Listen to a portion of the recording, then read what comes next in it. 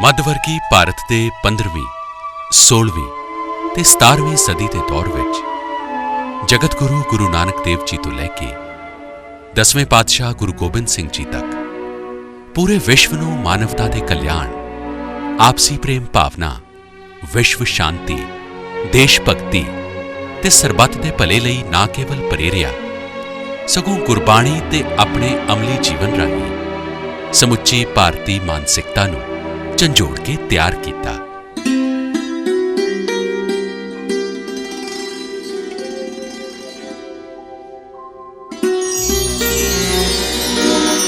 ਇਸੇ ਦੌਰ ਵਿੱਚ 10 ਗੁਰੂਆਂ ਦੀ ਜੋਤ ਸ੍ਰੀ ਗੁਰੂ ਗ੍ਰੰਥ ਸਾਹਿਬ ਜੀ ਦੇ ਰੂਪ ਵਿੱਚ ਇੱਕ ਅਜਿਹਾ ਮਾਡਲ ਪੇਸ਼ ਕੀਤਾ ਗਿਆ ਜੋ ਵਿਸ਼ਵ ਗੁਰੂ ਦੇ ਤੌਰ ਤੇ ਪੂਰੀ ਮਾਨਵਤਾ ਦੀ ਰਹਿਨੁਮਾਈ ਕਰ ਰਿਹਾ। ਧੰਨ ਨਾਨਕ ਤੇਰੀ ਵੱਡੀ ਕਮਾਈ, ਧੰਨ ਨਾਨਕ ਤੇਰੀ ਵੱਡੀ ਕਮਾਈ। ਇਹ ਗੁਰੂਆਂ ਦੀ ਗੁਰੂ ਗ੍ਰੰਥ ਸਾਹਿਬ ਵਿੱਚ ਦਰਜ ਅਨਹਦ ਬਾਣੀ ਦਾ ਹੀ ਪ੍ਰਤਾਪ ਹੈ ਕਿ ਭਾਰਤ ਦੇ ਇਤਿਹਾਸ ਵਿੱਚ ਐਸੇ ਮਹਾਨ ਪ੍ਰਤਾਪੀ ਯੋਧਾ, ਸੂਰਮੇ ਤੇ ਮਾਨਵਤਾ ਦੇ ਰੱਖਿਅਕ ਦੁਨੀਆ ਨੂੰ ਭੇਂਟ ਕੀਤੇ, ਜਿਨ੍ਹਾਂ ਕਈ ਸਦੀਆਂ ਤੋਂ ਗੁਲਾਮ ਭਾਰਤ ਦੇ ਇਤਿਹਾਸ ਦਾ ਰੁਖ ਹੀ ਮੋੜ ਕੇ ਰੱਖ ਦਿੱਤਾ।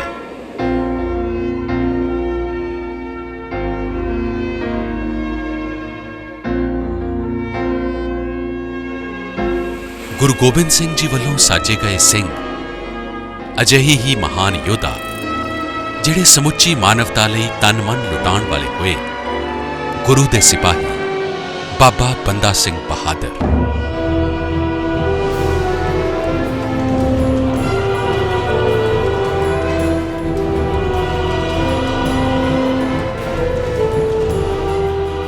ਜਿਨ੍ਹਾਂ ਨੇ ਅੰਤਿਮ ਸਾਹਾਂ ਤੱਕ ਗੁਰੂ ਜੀ ਦੇ ਉਦੇਸ਼ ਨੂੰ ਪ੍ਰਵਾਨ ਚੜਾਇਆ। ਉਹ ਬੰਦਾ ਸਿੰਘ ਬਹਾਦਰ ਜਿਹੜਾ ਜੀਵਿਆ ਤੇ ਸ਼ਹੀਦ ਹੋਇਆ ਕੌਮ ਦੇ ਹਿੱਤ ਵਿੱਚ।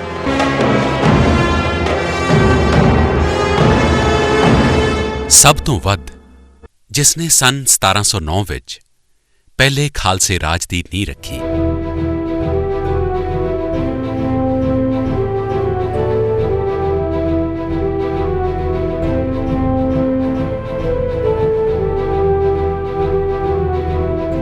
ਤੇ ਗੁਰੂ ਨਾਨਕ ਗੁਰੂ ਗੋਬਿੰਦ ਸਿੰਘ ਜੀ ਦੇ ਨਾਮ ਦਾ ਸਿੱਕਾ ਚਲਾਇਆ।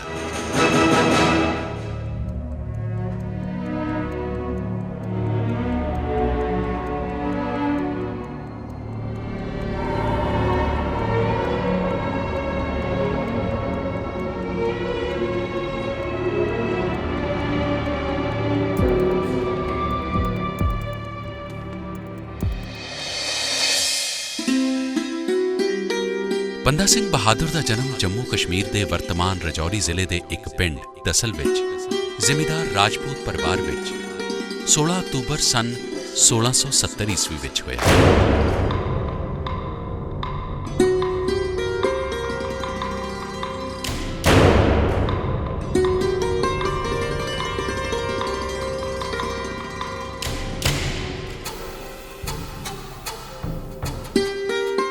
ਉਹਨਾਂ ਦੇ ਪਿਤਾ ਦਾ ਨਾਮ ਸ਼੍ਰੀ ਰਾਮਦੇਵ ਸੀ।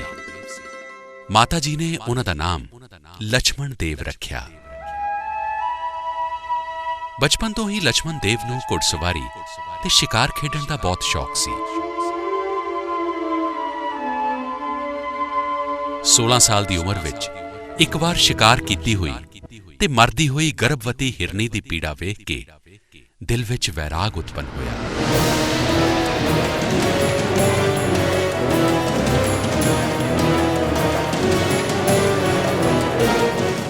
ਤੇ ਘਰ-ਬਾਰ ਛੱਡ ਕੇ ਜਾਨਕੀ ਦਾਸ ਬੈਰਾਗੀ ਦੇ ਸ਼ਿਸ਼ ਬਣ ਗਏ, ਜਿਸ ਨੇ ਉਹਨਾਂ ਦਾ ਨਵਾਂ ਨਾਮ ਮਾਧੋ ਦਾਸ ਰੱਖ ਦਿੱਤਾ। ਸ਼ਾਂਤੀ ਦੀ ਭਾਲ ਵਿੱਚ ਜਗ੍ਹਾ-ਜਗ੍ਹਾ ਭਟਕਦੇ ਹੋਏ ਨਾਸਿਕ ਦੇ ਸਮੀਪ ਗੋਦਾਵਰੀ ਨਦੀ ਦੇ ਕਿਨਾਰੇ ਇੱਕ ਜੋਗੀ ਉਗੜਨਾਥ ਦੇ ਡੇਰੇ ਜਾ ਪਹੁੰਚੇ। ਉਗੜਨਾਥ ਪਾਸੋਂ ਤੰਤਰ ਮੰਤਰ ਤੇ ਅਨੇਕ ਰਿੱਧੀਆਂ ਸਿੱਧੀਆਂ ਸਿੱਖ ਕੇ ਉਹ ਨਾਂਦੇੜ ਵਿੱਚ ਗੋਦਾਵਰੀ ਨਦੀ ਦੇ ਕਿਨਾਰੇ ਤੇ ਡੇਰਾ ਲਾ ਕੇ ਸਾਧਨਾ ਕਰਨ ਲੱਗੇ। ਯੋਗਿਕ ਤੇ ਤਾਂਤਰਿਕ ਸਾਧਨਾ ਦੇ ਨਾਲ ਉਹਨਾਂ ਨੇ ਅਨੇਕਾਂ ਸ਼ਕਤੀਆਂ ਪ੍ਰਾਪਤ ਕਰ ਲਈਆਂ। ਸਾਰੇ ਉਹਨਾਂ ਤੋਂ ਭੈਭੀਤ ਰਹਿੰਦੇ ਸਨ ਤੇ ਉਹਨਾਂ ਦੀਆਂ ਸ਼ਕਤੀਆਂ ਦੇ ਕਾਇਲ ਸਨ। ਸਤੰਬਰ 1708 ਵਿੱਚ ਗੁਰੂ ਗੋਬਿੰਦ ਸਿੰਘ ਜੀ ਜਦ ਦੱਖਣ ਵੱਲ ਜਾ ਰਹੇ ਸਨ ਤਾਂ ਰਾਜਸਥਾਨ ਵਿੱਚ ਬਾਬਾ ਜੈਤਾ ਰਾਮ ਜੀ ਨੂੰ ਮਿਲੇ ਤਾਂ ਉਹਨਾਂ ਨੇ ਮਾਧੋ ਦਾਸ ਦੀਆਂ ਤਾਂਤਰਿਕ ਸ਼ਕਤੀਆਂ ਦਾ ਜ਼ਿਕਰ ਕੀਤਾ। ਅੱਗੋਂ ਗੁਰੂ ਜੀ ਨੇ ਕਿਹਾ ਕਿ ਅਸੀਂ ਉਹਨੂੰ ਸਿੱਧੇ ਰਾਹ ਪਾਉਣਾ ਹੈ। ਸਤੰਬਰ 1708 ਵਿੱਚ ਗੁਰੂ ਜੀ ਉਸ ਸਥਾਨ ਤੇ ਪਹੁੰਚੇ ਜਿੱਥੇ ਮਾਧੋ ਦਾਸ ਦਾ ਆਸ਼ਰਮ ਸੀ।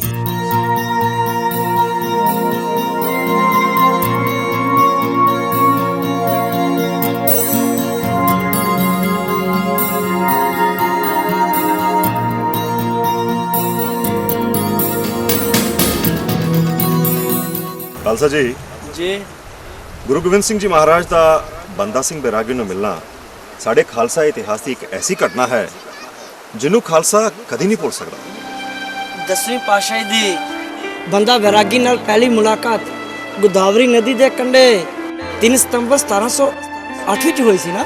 ਹਾਂ ਖਾਲਸਾ ਜੀ, ਬੰਦਾ ਬਹਾਦਰ ਜਾਨੀ ਮਾਧੋ ਦਾਸ ਨੇ ਨਦੀ ਗੋਦਾਵਰੀ ਦੇ ਕੰਢੇ ਇੱਕ ਕੁਟੀਆ ਬਣਾ ਰੱਖੀ ਸੀ ਤੇ ਉਹ ਕਈ ਸਿੱਧੀਆਂ ਦਾ ਮਾਲਕ ਤੇ ਤੰਤਰ ਮੰਤਰ ਦਾ ਗਿਆਤਾ ਸੀ।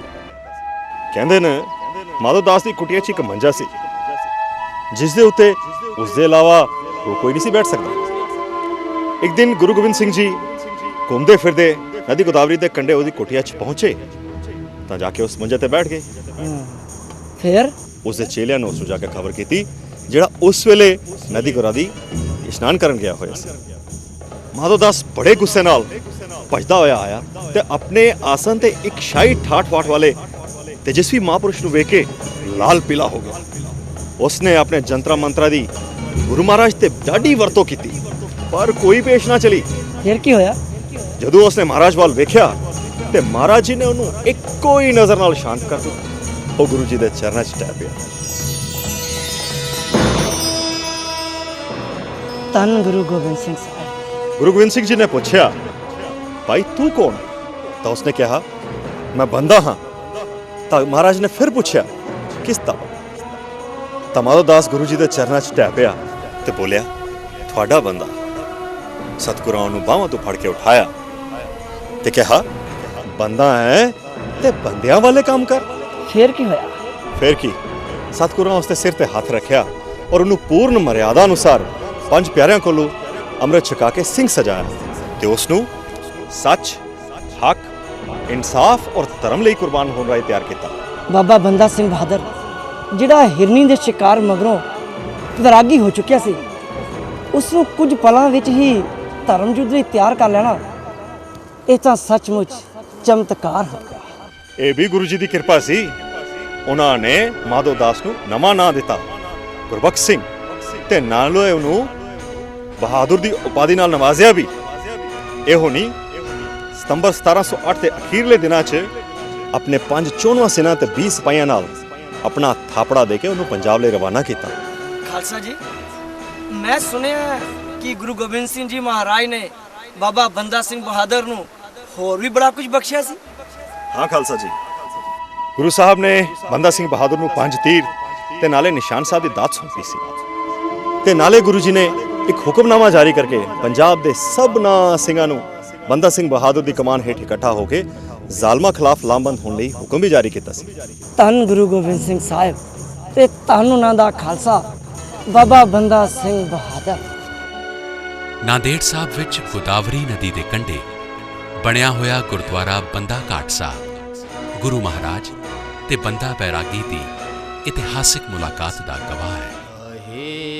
शहनशाह गुरु गोबिंद सिंह शाहे शहनशाह गुरु गोबिंद सिंह शाहे शहनशाह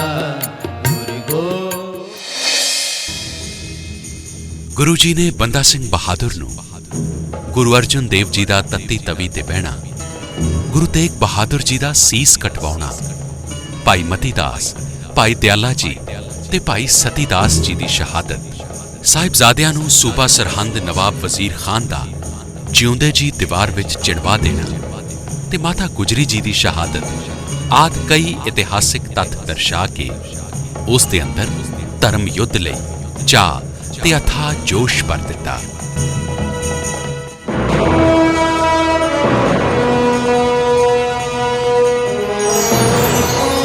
ਉਸ ਦੇ ਵਿਚਾਰਾਂ ਨੂੰ ਇੱਕਦਮ ਬਦਲ ਕੇ ਰੱਖ ਦਿੱਤਾ। ਉਹ ਆਪਣੇ ਅੰਦਰ ਅਥਾਹ ਸ਼ਕਤੀ ਤੇ ਜੋਸ਼ ਮਹਿਸੂਸ ਕਰਨ ਲੱਗ ਪਏ।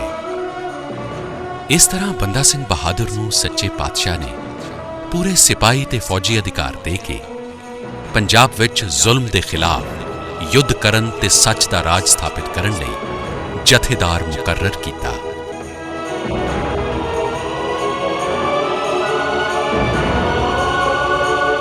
ਸਤਿਗੁਰੂ ਜੀ ਨੇ ਆਪਣੇ ਵੱਲੋਂ ਪੰਜਾਬ ਦੇ ਸਿੱਖਾਂ ਲਈ ਹੁਕਮਨਾਮਾ ਜਾਰੀ ਕਰਦਿਆਂ ਲਿਖਿਆ ਕਿ ਅਸੀਂ ਬੰਦਾ ਸਿੰਘ ਨੂੰ ਕੌਮ ਦਾ ਜਥੇਦਾਰ ਥਾਪ ਕੇ ਭੇਜ ਰਹੇ ਹਾਂ। ਇਸ ਦਾ ਤਨੋ ਮਨੋ ਤੇ ਧਨ ਨਾਲ ਦੇ ਕੇ ਗੁਰੂ ਘਰ ਦੀਆਂ ਖੁਸ਼ੀਆਂ ਪ੍ਰਾਪਤ ਕਰਨ। ਸਤਿਗੁਰੂ ਜੀ ਨੇ ਜਿਹੜੇ 5 ਪਿਆਰੇ ਬੰਦਾ ਸਿੰਘ ਬਹਾਦਰ ਦੇ ਨਾਲ ਭੇਜੇ, ਉਹਨਾਂ ਵਿੱਚ ਬਾਬਾ ਬਿਨੋਦ ਸਿੰਘ, ਬਾਬਾ ਕਾਹਨ ਸਿੰਘ, ਬਾਬਾ ਦਇਆ ਸਿੰਘ, ਬਾਬਾ ਬਾਜ ਸਿੰਘ ਤੇ ਬਾਬਾ ਅਲੀ ਸਿੰਘ ਸ਼ਾਮਿਲ ਸਨ। ਨਿਸ਼ਾਨ ਸਾਹਿਬ ਤੇ ਨਗਾੜਾ ਲੈ ਕੇ ਬੰਦਾ ਸਿੰਘ ਬਹਾਦਰ ਇਤਿਹਾਸ ਦਾ ਰੁਖ ਮੋੜਨ ਲਈ ਜਦੋਂ ਪੰਜਾਬ ਵੱਲ ਰਵਾਨਾ ਹੋਏ ਤਾਂ 300 ਸਿੱਖ ਰਿਸਾਲਦਾਰ ਆਪਣੀ ਪੂਰੀ ਫੌਜ ਸਜ-ਧਜ ਕੇ ਤਿਆਰੀ ਦੇ ਨਾਲ 7 ਕਿਲੋਮੀਟਰ ਤੱਕ ਬੰਦਾ ਸਿੰਘ ਬਹਾਦਰ ਨੂੰ ਵਿਦਾ ਕੀਤਾ।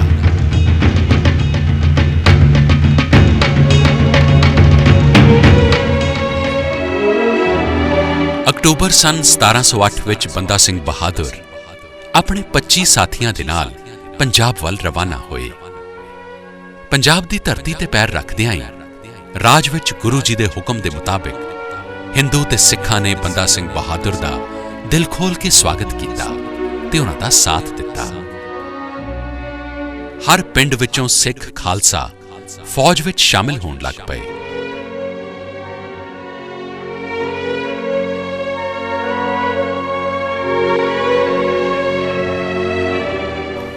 ਦਸ਼ਮੇਸ਼ ਪਿਤਾ ਨੇ ਆਪ ਬੰਦਾ ਸਿੰਘ ਬਹਾਦਰ ਨੂੰ ਆਸ਼ੀਰਵਾਦ ਦੇ ਕੇ ਘੱਲਿਆ ਏ, ਜ਼ਾਲਮਾਂ ਦਾ ਨਾਸ਼ ਕਰਨ ਤੇ ਮਜਲੂਮਾਂ ਦੀ ਰੱਖਿਆ ਕਰਨ ਵਾਸਤੇ।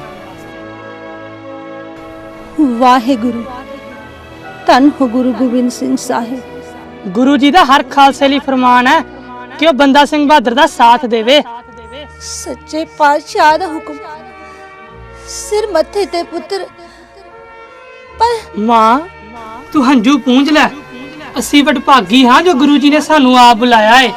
ਮੈਨੂੰ ਖੁਸ਼ੀ-ਖੁਸ਼ੀ ਟੋਰ। ਪੁੱਤਰ ਤੇਰੇ ਬਾਪੂ ਨੇ ਵੀ 10ਵੀਂ ਪਾਤਸ਼ਾਹੀ ਦੀ ਸੇਵਾ 'ਚ ਸ਼ਹੀਦੀ ਪ੍ਰਾਪਤ ਕੀਤੀ ਸੀ ਤੇ ਹੁਣ ਤੂੰ ਵੀ ਉਸੇ ਰਾਹ ਤੇ। ਮਾਂ ਤੂੰ ਸੱਚੀ ਸਿੰਘਣੀ ਏ, ਹੌਸਲਾ ਰੱਖ। ਵਾਹਿਗੁਰੂ ਸਭ ਦਾ ਰਖਵਾਲਾ ਏ। ਮੇਰੇ ਬਾਪੂ ਦੀ ਸ਼ਹੀਦੀ ਦਾ ਮਾਣ ਰੱਖ ਤੇ ਮੈਨੂੰ ਹੱਸਦੇ ਮੱਥੇ ਟੋਰ।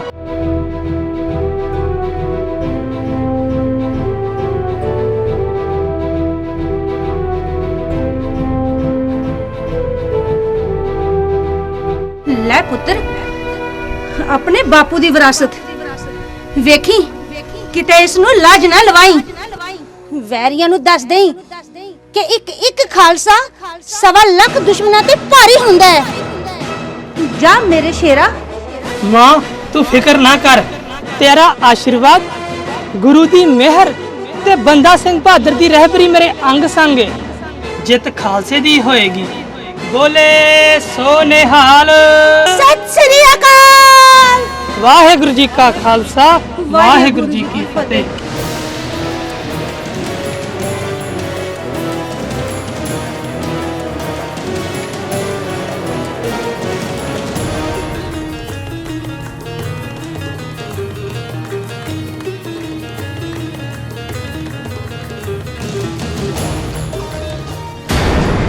ਬੰਦਾ ਸਿੰਘ ਬਹਾਦਰ ਨੇ ਨਵੰਬਰ 1709 ਵਿੱਚ ਸੋਨੀਪਤ ਫਤਿਹ ਕੀਤਾ ਤੇ ਸ਼ਾਹੀ ਖਜ਼ਾਨਾ ਲੁੱਟ ਕੇ ਲੋਕਾਂ ਵਿੱਚ ਵੰਡ ਦਿੱਤਾ। ਇਸ ਤੋਂ ਬਾਅਦ ਕੈਥਲ ਤੇ ਚੜ੍ਹਾਈ ਕੀਤੀ ਤੇ ਪੰਜਾਬ ਤੋਂ ਦਿੱਲੀ ਦੇ ਸ਼ਾਹੀ ਦਰਬਾਰ ਨੂੰ ਭੇਜੇ ਜਾ ਰਹੇ ਖਜ਼ਾਨੇ ਨੂੰ ਵੀ ਖੋਹ ਲਿਆ। ਇੱਥੇ ਵੀ ਸਾਰੀ ਦੌਲਤ ਬੰਦੇ ਨੇ ਆਪਣੇ ਸਾਥੀਆਂ ਤੇ ਗਰੀਬਾਂ ਨੂੰ ਵੰਡ ਦਿੱਤੀ। 26 ਨਵੰਬਰ 1709 ਨੂੰ ਸਮਾਣਾ ਫਤਿਹ ਕੀਤਾ ਤੇ ਗੁਰੂ ਗੋਬਿੰਦ ਸਿੰਘ ਸਾਹਿਬ ਦੇ ਛੋਟੇ ਸਾਹਿਬਜ਼ਾਦਿਆਂ ਦੇ ਕਾਤਿਲ ਜੱਲਾਦਾਂ ਨੂੰ ਸੋਧਿਆ। ਇਸ ਤੋਂ ਮਗਰੋਂ ਕੁੰਜਪੁਰਾ, ਖੁਰਮ ਠਸਕਾ ਤੇ ਸ਼ਾਹਬਾਦ ਮਾਰਕੰਡਾਂ ਵਿੱਚ ਜਿੱਤਾਂ ਦਾ ਸਿਲਸਿਲਾ ਜਾਰੀ ਰੱਖਦਿਆਂ ਮੁਸਤਫਾਬਾਦ ਤੇ ਸਡੌਰਾ ਉੱਤੇ ਵੀ ਫਤਿਹ ਦਾ ਝੰਡਾ ਗੱਡਿਆ।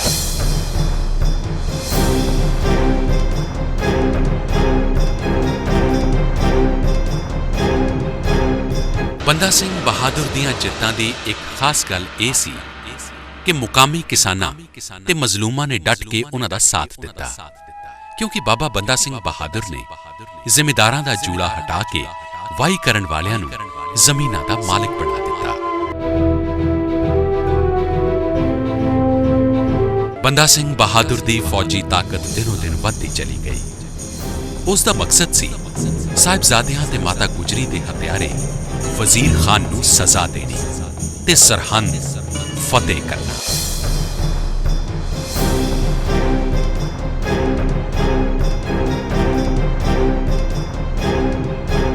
ਸਾਥੀਆਂ ਨਾਲ ਬਹੁਤ ਸੋਚ ਵਿਚਾਰ ਤੋਂ ਬਾਅਦ ਬਾਬਾ ਬੰਦਾ ਸਿੰਘ ਬਹਾਦਰ ਨੇ ਸ਼ਿਵਾਲਿਕ ਪਹਾੜੀਆਂ ਵਿੱਚ ਮੁਖਲਸਗੜ੍ਹ ਨੂੰ ਆਪਣਾ ਹੈੱਡਕੁਆਰਟਰ ਬਣਾਇਆ ਤੇ ਪਹਾੜ ਦੀ ਚੋਟੀ ਉੱਤੇ ਇੱਕ ਪੁਰਾਣੇ ਕਿਲੇ ਵਿੱਚ ਜਿੱਤਾਂ ਦੇ ਦੌਰਾਨ ਹਾਸਿਲ ਹੋਈ ਦੌਲਤ ਤੇ ਸੋਨਾ ਚਾਂਦੀ ਸੁਰੱਖਿਅਤ ਰਖਵਾਇਆ।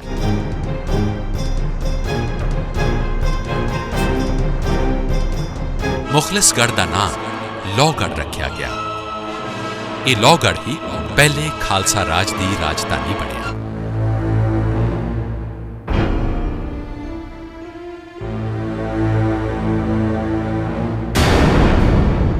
ਬੰਦਾ ਸਿੰਘ ਬਹਾਦਰ ਨੇ ਸਰਹੰਦ ਉੱਤੇ ਹਮਲਾ ਕਰਨ ਤੋਂ ਪਹਿਲਾਂ 3 ਮਹੀਨੇ ਖੂਬ ਤਿਆਰੀ ਕੀਤੀ ਤੇ ਆਪਣੀ ਫੌਜ ਨੂੰ ਹੋਰ ਪੁਖਤਾ ਕੀਤਾ।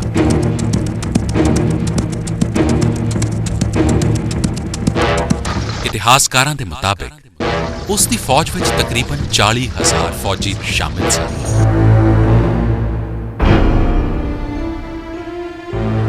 ਲੋਹਗੜ੍ਹ ਤੋਂ ਸਰਹੰਦ ਵੱਲ ਕੂਚ ਕਰਨ ਦੌਰਾਨ ਬੰਦਾ ਸਿੰਘ ਬਹਾਦਰ ਨੇ ਕਸੂਰ ਫਤਿਹ ਕੀਤਾ।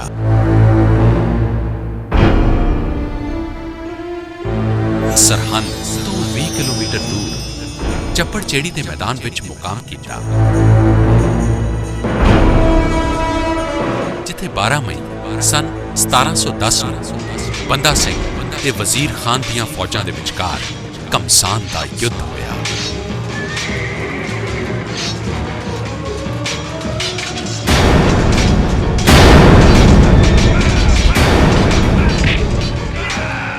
ਤੋਪਾਂ ਦੀਆਂ ਕੜਕਦਾਰ ਆਵਾਜ਼ਾਂ ਨੇ ਅਸਮਾਨ ਨੂੰ ਕੰਬਾ ਦਿੱਤਾ। ਲੜਾਈ ਵਿੱਚ ਵਜ਼ੀਰ ਖਾਨ ਮਾਰਿਆ ਗਿਆ। ਵਜ਼ੀਰ ਖਾਨ ਦਾ ਸਿਰ ਇੱਕ ਨੇਜ਼ੇ ਤੇ ਟੰਗ ਕੇ ਤੇ ਉਹਦੇ ਹਾਥੀ ਤੇ ਰੱਖ ਕੇ ਮੈਦਾਨੀ ਜੰਗ ਵਿੱਚ ਲਹਿਰਾਇਆ ਗਿਆ। ਉਸ ਦੀਆਂ ਫੌਜਾਂ ਦੇ ਪੈਰ ਉੱਖੜ ਗਏ। ਉਹਨਾਂ ਵਿੱਚ ਹਫੜਾ ਦਫੜੀ ਹੋ ਗਈ।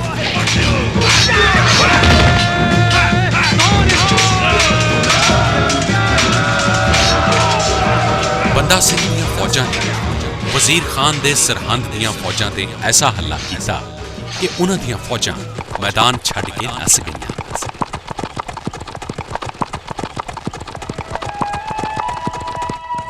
ਬਾਬਾ ਬੰਦਾ ਸਿੰਘ ਦੀਆਂ ਫੌਜਾਂ ਜਦ ਸਰਹੰਦ ਪਹੁੰਚੀਆਂ ਤਾਂ ਰਾਤ ਹੋ ਗਈ ਸੀ।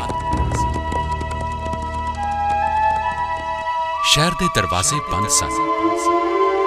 ਕਿਲੇ ਦੀ ਦੀਵਾਰ ਤੋਂ ਤੋਪਾਂ ਗੋਲੇ ਵਰਾ ਰਹੀਆਂ ਸਨ। ਬੰਦਾ ਸਿੰਘ ਬਹਾਦਰ ਨੇ ਕਿਲੇ ਦੀ ਘੇਰਾਬੰਦੀ ਕਰ ਲਈ ਤੇ ਦਿਨ ਚੜ੍ਹਨ ਦਾ ਇੰਤਜ਼ਾਰ ਕੀਤਾ।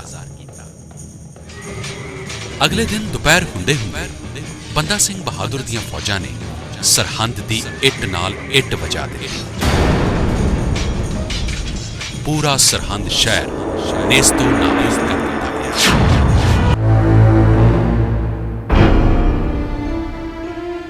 ਲਗਭਗ 2 ਕਰੋੜ ਰੁਪਏ ਦੀ ਮਾਲੀਅਤ ਦਾ ਸ਼ਾਹੀ ਖਜ਼ਾਨਾ ਆਪਣੇ ਕਬਜ਼ੇ ਵਿੱਚ ਲੈ ਕੇ ਲੋਹਗੜ੍ਹ ਭੇਜ ਦਿੱਤਾ ਗਿਆ। ਇਹ ਉਹ ਸਥਾਨ ਹੈ ਜਿੱਥੇ ਅੱਜ-ਕੱਲ੍ਹ ਗੁਰਦੁਆਰਾ ਲੋਹਗੜ੍ਹ ਸਾਹਿਬ ਹੈ। ਸਰਹੰਦ ਦੇ ਕਈ ਦੌਲਤਮੰਦ ਜਾਨ ਬਚਾਉਣ ਲਈ ਬੰਦਾ ਸਿੰਘ ਬਹਾਦਰ ਦੀ ਸ਼ਰਨ ਵਿੱਚ ਆ ਗਏ। ਜੰਗ ਦੇ ਦੌਰਾਨ ਬੰਦਾ ਸਿੰਘ ਬਹਾਦਰ ਨੇ ਆਪਣੇ ਸਿਪਾਹੀਆਂ ਨੂੰ ਸਖਤ ਹਿਦਾਇਤ ਦਿੱਤੀ ਕਿ ਕਿਸੇ ਔਰਤ, ਬੱਚੇ ਜਾਂ ਬਜ਼ੁਰਗ ਨੂੰ ਤਕਲੀਫ ਨਾ ਪਹੁੰਚਾਈ ਜਾਏ, ਕਿਉਂਕਿ ਸਾਡੀ ਜੰਗ ਬੇਇਨਸਾਫੀ ਤੇ ਅਤਿਆਚਾਰ ਕਰਨ ਵਾਲੀਆਂ ਤਾਕਤਾਂ ਦੇ ਨਾਲ ਹੈ। मेरा लाल, मेरा बच्चा, बेबे मेरी बच्चा, मैनू जानदे बेबे, मैनू जानदे। ना सलीमा ना, चुप हो जा, चुप हो जा। कितने तेरी आवाज सुन के बंदा सिंह बहादुर के सिपाही इधर ही नहीं आ जा। चुप हो जा। चल माने सरहिंद दी इट नाल इट बजा छोड़ी है।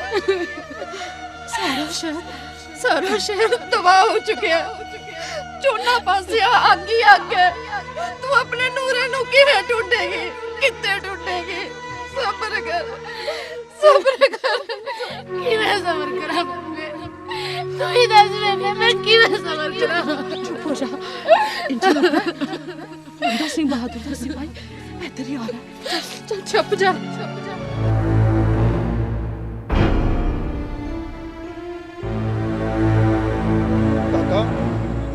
ਇਹੋ ਹੀ ਘਰ ਦੱਸਿਆ ਸੀ ਨਾ ਤੂੰ। ਬੀਬੀ, ਓ ਬੀਬੀ, ਆ ਸਾਂਭ ਲਓ ਆਪਣਾ ਬੱਚਾ। बेबे, बेबे, माँ, बेबे, मेरा बच्चा, हाँ मेरा बच्चा। ਮੈਂ ਕਿਹਾ ਛੇਤੀ ਕਰ ਲਓ, ਬੱਚਾ ਸਾਂਭ ਲਓ। ओए तू ते बंदा सिंह बहादुर दा सिपाही जापना है। ਹਾਂ ਬੀਬੀ, ਮੈਂ ਬੰਦਾ ਸਿੰਘ ਬਹਾਦਰ ਦਾ ਸਿਪਾਹੀ ਹਾਂ। दुश्मन हो के भी तू साडे बच्चे दी हिफाजत कीती।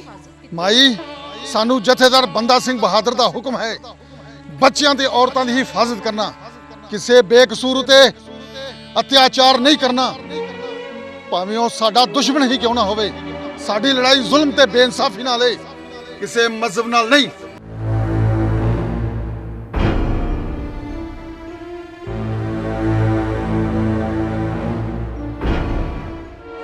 एक बंदा सिंह बहादुर है ਜਿਹੜਾ ਦੁਸ਼ਮਣਾਂ ਦੇ ਬੱਚਿਆਂ ਨੂੰ ਵੀ ਆਪਣੇ ਬੱਚਿਆਂ ਵਾਂਗ ਭਾਲ ਕਰਦਾ ਹੈ। ਤੇ ਇੱਕ ਸਾਡਾ ਹਾਕਮ ਵਜ਼ੀਰ ਹੈ ਜਿਨੇ ਗੁਰੂ ਗੋਬਿੰਦ ਸਿੰਘ ਜੀ ਦੇ ਨੰਨੇ ਸਾਹਿਬਜ਼ਾਦਿਆਂ ਨੂੰ ਜਿੰਦੇ ਹੀ ਦੀਵਾਰ 'ਚ ਚਿਣਵਾ ਦਿੱਤਾ ਸੀ। ਉਹ ਦ੍ਰਿਸ਼ ਮੈਂ ਆਪਣੀ ਅੱਖਾਂ ਨਾਲ ਵੇਖਿਆ ਸੀ। ਕੰਧ ਉੱਚੀ ਹੁੰਦੀ ਜਾ ਰਹੀ ਸੀ ਤੇ ਉਹ ਨੰਨੇ ਸਾਹਿਬਜ਼ਾਦੇ ਲੁਕਦੇ ਜਾ ਰਹੇ ਸਨ, ਪਰ ਉਹਨਾਂ ਦੇ ਚਿਹਰੇ ਤੇ ਇੱਕ ਨੂਰਾਨੀ ਮੁਸਕਰਾਹਟ ਸੀ। ਜਿਸ ਵੇਲੇ ਇੱਟ ਦਾ ਆਖਰੀ ਰੱਦਾ ਲੱਗਣ ਲਗਾ, ਫਿਰ ਵੀ ਉਹਨਾਂ ਨੰਨੇ ਸਾਹਿਬਜ਼ਾਦਿਆਂ ਦੇ ਚਿਹਰੇ ਤੇ ਇੱਕ ਰੱਬੀ ਨੂਰ ਸੀ, ਇੱਕ ਰੱਬੀ ਮੁਸਕਰਾਹਟ। ਬੇਬੇ, ਬੇਬੇ, ਹੋਸ਼ ਕਰ ਬੇਬੇ, ਹੋਸ਼ ਕਰ। ਨੰਨੇ ਸਾਹਿਬਜ਼ਾਦਿਆਂ ਦੀ ਆ ਇਸ ਸ਼ਹਿਰ ਸਰਹੰਦ ਨੂੰ ਖਾ ਗਈ ਹੈ। ਬੰਦਾ ਸਿੰਘ ਬਹਾਦਰ ਨੇ ਸ਼ਹਿਰ ਸਰਹੰਦ ਫਤਿਹ ਕਰਕੇ ਜ਼ੁਲਮ ਤੇ ਜ਼ਾਲਿਮਾਂ ਦੀ ਹਕੂਮਤ ਦਾ ਅੰਤ ਕਰ ਦਿੱਤਾ ਹੈ। ਲੰਬੀ ਉਮਰ ਕਰੇ ਉਹਨਾਂ ਨੇ ਜਿਨ੍ਹਾਂ ਮੇਰੇ ਘਰ ਦੇ ਚਿਰਾਗ ਨੂੰ ਬੁੱਝਣ ਨਹੀਂ ਦਿੱਤਾ।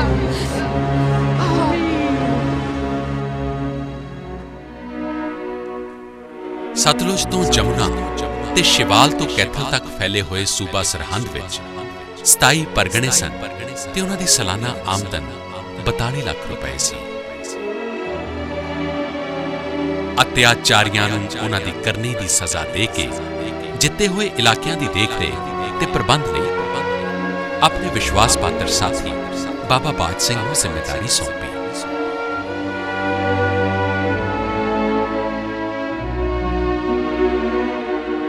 ਬਾਬਾ ਬੰਦਾ ਸਿੰਘ ਬਹਾਦਰ ਆਪਣੀ ਰਾਜਧਾਨੀ ਲੋਹਗੜ੍ਹ ਵਾਪਸ ਆ ਗਏ। ਮੁਸਲਮਾਨਾਂ ਨੂੰ ਵੀ ਆਪਣੇ ਮਜ਼ਹਬ ਦੀ ਪਾਲਣਾ ਕਰਨ ਦੀ ਪੂਰੀ ਆਜ਼ਾਦੀ ਦਿੱਤੀ ਗਈ।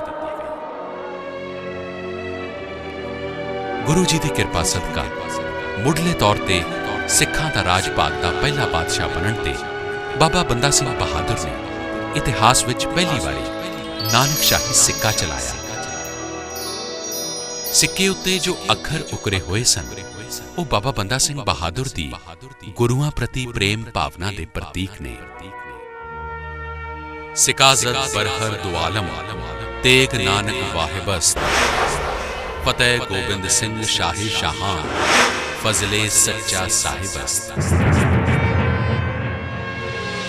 ਬੰਦਾ ਸਿੰਘ ਬਹਾਦਰ ਨੇ ਇੱਕ ਸਰਕਾਰੀ ਮੋਹਰ ਵੀ ਸ਼ੁਰੂ ਕੀਤੀ ਜਿਸ ਉੱਤੇ ਲਿਖਿਆ ਸੀ, ਦੇਗੋ ਤੇਗੋ ਫਤਿਹੋ ਨੁਸਰਤ ਬੇਦਰੰਗ ਯਾਫਤ ਅਜ਼ ਨਾਨਕ ਗੁਰੂ ਗੋਬਿੰਦ ਸਿੰਘ।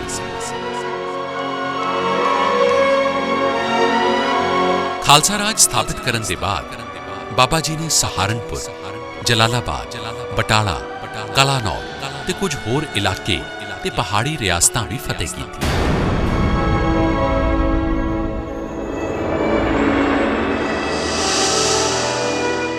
ਸਨ 1713 ਤੋਂ ਸਨ 1715 ਤੱਕ ਉਹਨਾਂ ਰਿਆਸੀ ਵਿਖੇ ਵਿਸ਼ਰਾਮ ਕੀਤਾ ਤੇ ਪ੍ਰਭੂ ਭਗਤੀ ਕੀਤੀ।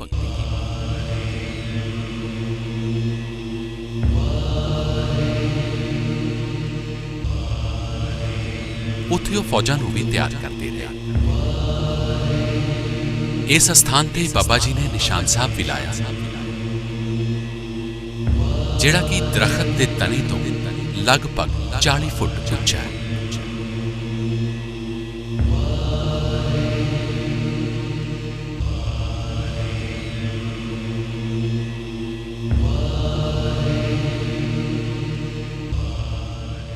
ਇਸ ਥਾਂ ਤੇ ਅੱਜਕੱਲ ਡੇਰਾ ਬਾਬਾ ਬੰਦਾ ਸਿੰਘ ਬਹਾਦਰ ਸੁਸ਼ੋਭਿਤ ਹੈ।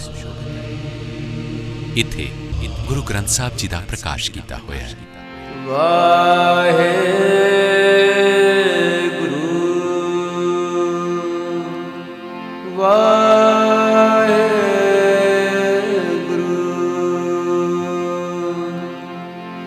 ਸਨ 1712 ਵਿੱਚ ਬਾਦਸ਼ਾਹ ਬਹਾਦਰ ਸ਼ਾਹ ਦੀ ਮੌਤ ਦੇ ਮਗਰੋਂ ਬਾਬਾ ਬੰਦਾ ਸਿੰਘ ਬਹਾਦਰ ਨੇ ਪੰਜਾਬ ਦੇ ਕੁਝ ਹੋਰ ਇਲਾਕੇ ਵੀ ਫਤਿਹ ਕਰ ਲਏ। ਬਹਾਦਰ ਸ਼ਾਹ ਤੋਂ ਬਾਅਦ ਜਹਾਂਗੀਰ ਸ਼ਾਹ ਦੇ 1713 ਵਿੱਚ ਫਰਖੁਸ਼ੀਅਰ ਦਿੱਲੀ ਦੇ ਤਖਤ ਤੇ ਬੈਠਾ। ਉਸ ਨੇ ਬਾਬਾ ਬੰਦਾ ਸਿੰਘ ਬਹਾਦਰ ਦੇ ਖਿਲਾਫ ਇੱਕ ਬਹੁਤ ਵੱਡੀ ਫੌਜੀ ਮੁਹਿੰਮ ਸ਼ੁਰੂ ਕਰ ਦਿੱਤੀ। ਗੁਰਦਾਸਪੁਰ ਤੋਂ ਕੋਈ 6 ਕਿਲੋਮੀਟਰ ਦੂਰ ਗੁਰਦਾਸ ਨੰਗਲ ਨਾਮ ਦੀ ਗੜੀ ਵਿੱਚ ਬੰਦਾ ਸਿੰਘ ਬਹਾਦਰ ਨੂੰ ਮੁਗਲ ਫੌਜਾਂ ਨੇ ਘੇਰ ਲਿਆ।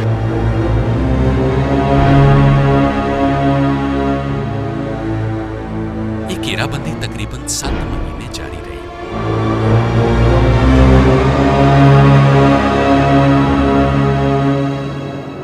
ਕਿਲੇ ਦੇ ਅੰਦਰ ਖਾਣ ਪੀਣ ਦੀ ਕਿੱਲਤ ਹੋ ਗਈ। ਆਖਿਰ ਭੁੱਖੇ ਪਾਣੇ ਗੁਰੂ ਦੇ ਸਿੱਖਾਂ ਨੇ ਬੜੀ ਬਹਾਦਰੀ ਦੇ ਨਾਲ ਹਾਲਾਤ ਦਾ ਮੁਕਾਬਲਾ ਕੀਤਾ।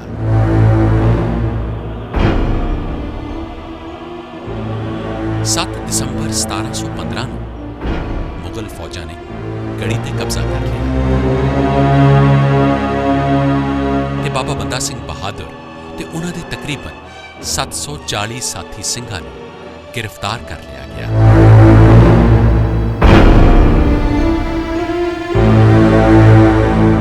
ਉਸ ਸਮੇਂ ਬਾਬਾ ਜੀ ਦੀ ਪਤਨੀ ਤੇ 4 ਸਾਲ ਦਾ ਬੱਚਾ ਅਜੇ ਸਿੰਘ ਵੀ ਨਾਲ ਸੀ। ਇਹ ਉਹੀ ਅਸਥਾਨ ਹੈ ਜਿੱਥੇ ਅੱਜ ਗੁਰਦੁਆਰਾ ਗੁਰਦਾਸ ਨੰਗਲ ਸਥਿਤ ਹੈ।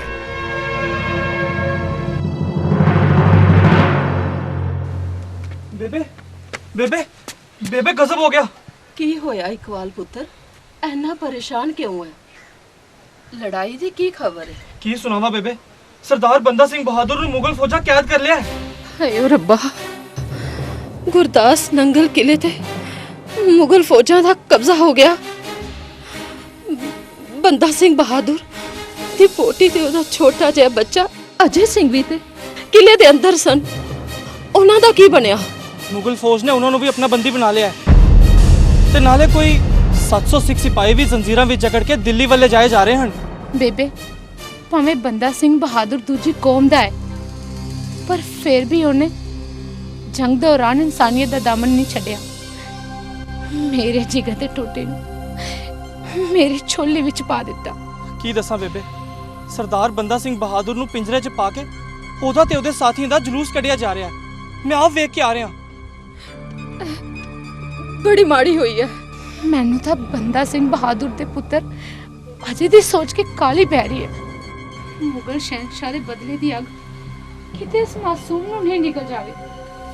ਯਾ ਰੱਬਾ, ਬੰਦਾ ਸਿੰਘ ਬਹਾਦਰ ਨੂੰ ਆਪਣੀ ਹਿਫਾਜ਼ਤ ਵਿੱਚ ਰੱਖ ਤੇ ਨਾਲੇ ਉਹਦੀ ਬੋਟੀ ਤੇ ਉਹਦੇ ਛੋਟੇ ਜਿਹੇ ਪੁੱਤਰ ਨੂੰ ਵੀ ਆਪਣੀ ਹਿਫਾਜ਼ਤ ਵਿੱਚ ਰੱਖ। ਆਮੀਨ। ਸੁਆਮੀ। ਬਾਬਾ ਬੰਦਾ ਸਿੰਘ ਬਹਾਦਰ ਤੇ ਉਹਨਾਂ ਦੇ ਸਾਥੀ ਸਿੰਘਾਂ ਨੂੰ ਬੰਦੀ ਬਣਾ ਕੇ ਲਾਹੌਰ ਰਾਹੀਂ ਦਿੱਲੀ ਲੈ ਕੇ ਜਾਇਆ ਗਿਆ। 26 ਫਰਵਰੀ 1716 ਨੂੰ ਇਹ ਕਾਫਲਾ ਦਿੱਲੀ ਦੀ ਸਰਹੱਦ ਅੰਦਰ ਦਾਖਲ ਹੋਇਆ। 27 ਫਰਵਰੀ ਨੂੰ ਬੰਦਾ ਸਿੰਘ ਬਹਾਦਰ ਨੂੰ ਸਾਥੀਆਂ ਸਣੇ ਜ਼ੰਜੀਰਾਂ ਵਿੱਚ ਜਕੜ ਕੇ ਇੱਕ ਪਿੰਜਰੇ ਵਿੱਚ ਕੈਦ ਕਰਕੇ ਬੁੱਢੇ ਕਮਜ਼ੋਰ ਹਾਥੀ ਤੇ ਬਿਠਾ ਦਿੱਤਾ ਗਿਆ। ਬਾਬਾ ਜੀ ਦੀ ਪਤਨੀ ਤੇ 4 ਸਾਲਾ ਬੱਚਾ ਤੇ ਕੁਝ ਹੋਰ ਪ੍ਰਮੁੱਖ ਸਾਥੀਆਂ ਨੂੰ ਨਾਲ ਕਿਲੇ ਵਿੱਚ ਕੈਦ ਕਰਕੇ ਰੱਖਿਆ ਗਿਆ ਤੇ ਬਾਕੀ 700 ਕੁਝ ਸਾਥੀਆਂ ਨੂੰ ਚਾਂਦਨੀ ਚੌਕ ਦੀ ਕੋਤਵਾਲੀ ਵਿੱਚ ਕੈਦ ਕੀਤਾ ਗਿਆ। 5 ਮਾਰਚ 1716 ਨੂੰ ਸਿੰਘਾਂ ਨੂੰ ਧਰਮ ਤਿਆਗ ਕਰਨ ਜਾਂ ਮੌਤ ਨੂੰ ਅਪਣਾਉਣ ਲਈ ਕਿਹਾ ਗਿਆ।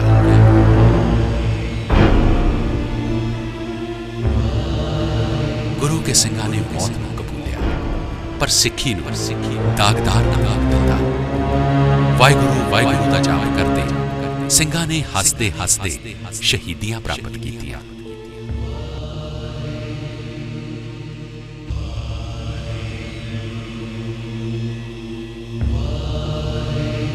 ਸੱਤ ਜੂਨ 1716 ਨੂੰ ਬਾਬਾ ਬੰਦਾ ਸਿੰਘ ਬਹਾਦਰ ਤੇ ਉਸ ਦੇ ਨਜ਼ਦੀਕੀ ਸਾਥੀਆਂ ਨੂੰ ਉਸ ਦੇ ਪੁੱਤਰ ਅਜੇ ਸਿੰਘ ਨੂੰ ਕੁਤਬ ਮੀਨਾਰ ਦੇ ਕੋਲ ਲੈ ਜਾਇਆ ਗਿਆ।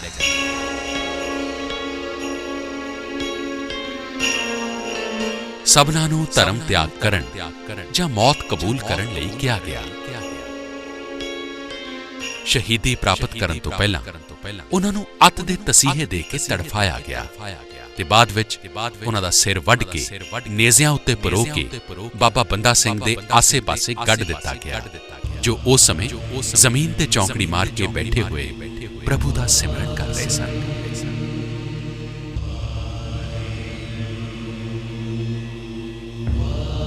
ਸੈਂਕੜਿਆਂ ਦੀ ਭੀੜ ਉਹਨਾਂ ਨੂੰ ਵੇਖ ਰਹੀ ਸੀ। ਹਰੀਸੀ, ਖਾਫੀ ਖਾਨ, ਥ੍ਰੌਨਟਨ, ਐਲਫਿਨਸਟੋ ਤੇ ਦਾਨਿਸ਼ਵਰ ਆਦਿ ਇਤਿਹਾਸਕਾਰਾਂ ਦੇ ਮੁਤਾਬਿਕ ਜ਼ਾਲਮਾਂ ਨੇ ਬਾਬਾ ਬੰਦਾ ਸਿੰਘ ਬਹਾਦਰ ਨੂੰ ਆਪਣੇ ਬੱਚੇ ਅਜੇ ਸਿੰਘ ਦਾ ਕਤਲ ਕਰਨ ਦਾ ਹੁਕਮ ਦਿੱਤਾ। ਬਾਬਾ ਜੀ ਦੇ ਇਨਕਾਰ ਕਰਨ ਤੋਂ ਬਾਅਦ ਜੱਲਾਦ ਨੇ ਬੱਚੇ ਅਜੇ ਸਿੰਘ ਦੇ 2 ਟੋਟੇ ਕਰ ਦਿੱਤੇ। ਉਸ ਬੱਚੇ ਦੀਆਂ ਅੰਤੜੀਆਂ ਬਾਬਾ ਜੀ ਦੇ ਮੂੰਹ ਉੱਤੇ ਸੁੱਟੀਆਂ। ਗੁਰੂ ਦਾ ਬਹਾਦਰ ਬੰਦਾ ਸਿੰਘ ਪ੍ਰਭੂ ਸਿਮਰਨ ਵਿੱਚ ਬੈਠਾ ਰਿਹਾ। ਜ਼ਾਲਿਮਾਂ ਨੇ ਅਜੇ ਸਿੰਘ ਦੇ ਧੜਕਦੇ ਕਲੇਜੇ ਨੂੰ ਬਾਬਾ ਜੀ ਦੇ ਮੂੰਹ ਵਿੱਚ ਠੂਸਿਆ। ਤਾਂ ਵੀ ਬਾਬਾ ਜੀ ਸ਼ਾਂਤ ਬੈਠੇ ਰਹੇ। ਸ਼ਹੀਦ ਕਰਨ ਤੋਂ ਪਹਿਲਾਂ ਜੱਲਾਦ ਵੱਲੋਂ ਬਾਬਾ ਜੀ ਤੇ ਇਦਾਂ ਦੇ ਜ਼ੁਲਮ ਢਾਏ ਗਏ ਜਿਨ੍ਹਾਂ ਦੀ ਮਨੁੱਖਤਾ ਦੇ ਇਤਿਹਾਸ ਵਿੱਚ ਮਿਸਾਲ ਨਹੀਂ ਮਿਲਦੀ। ਗਰਮ ਚਿਮਟਿਆਂ ਦੇ ਨਾਲ ਉਹਨਾਂ ਦੇ ਪਿੰਡੇ ਦਾ ਮਾਸ ਨੋਚਿਆ ਗਿਆ। ਉਹਨਾਂ ਦੇ ਬੰਦ ਕੱਟ ਦਿੱਤੇ ਗਏ। ਇਸ ਤਰ੍ਹਾਂ ਇੱਕ ਬਹਾਦਰ ਸਿਪਾਹੀ ਗੁਰੂ ਦੇ ਹੁਕਮ ਦਾ ਪਾਲਣ ਕਰਦਾ ਇਤਿਹਾਸ ਵਿੱਚ ਸ਼ਹੀਦੀ ਦਾ ਇੱਕ ਸੁਨਹਿਰਾ ਅਧਿਆਇ ਜੋੜ ਗਿਆ। ਪਰ ਸਿੱਖੀ ਨੂੰ ਆਂਚ ਨਹੀਂ ਆਉਣ ਦਿੱਤੀ।